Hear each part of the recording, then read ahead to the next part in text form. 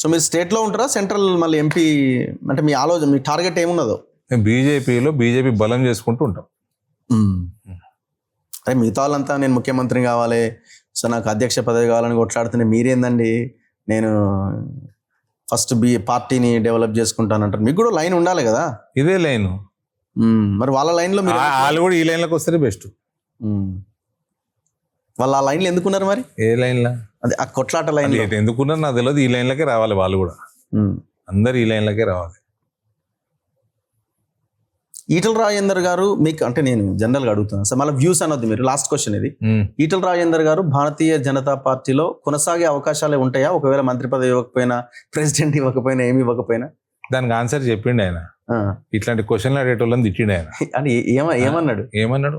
ఎందుకు మారతా పార్టీ అన్నాడు. మళ్ళీ మళ్ళీ మారనన్నాడు. ఏది మళ్ళీ మారనన్నాడు. ఆయన ఒకటేసారి మారిండు. మీ ముఖ్యమంత్రి అయితే 4 సార్లు మారిండు కదా. మీ ముఖ్యమంత్రి కూడా? అవు, మా ప్రియతమ ముఖ్యమంత్రి. ఇప్పుడు ఆయనని ఆయన ఇష్టంతో మారలేదు. ఈటల రాజేందర్ని కేసీఆర్ వెళ్ళగొట్టిండు. ఆయన ఏమి ఇష్టంతో బీజేపీలో కూడా హ్యూమిలియేట్ చేస్తున్నారు. ఎవరికి ఏమి రాజన్న మంచిగా సంతోషంగా ఇస్తలేరు ఆయనకి. పార్టీలో అధ్యక్ష పదవి లేదు, అధ్యక్షుడు అన్నారు, మరి సెంట్రల్ మినిస్టర్ అంటే అది కూడా లేదు.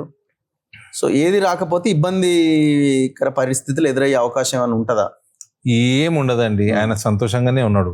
నాకుంది ఆ పదవి, నేను సంతోషంగానే ఉన్నా కదా. అంటే అందరు మీలాగా ఉండాలి కదా. ఏది ఇప్పుడు ఆయన కూడా అట్లనే ఉన్నాడు. ముఖ్యమంత్రి ఆయన కూడా కష్టపడుతున్నాడు. ఆయన బీజేపీ కోసం తిరుగుతున్నాడు. ఆయన బీజేపీని పెంచుకుంటుండు.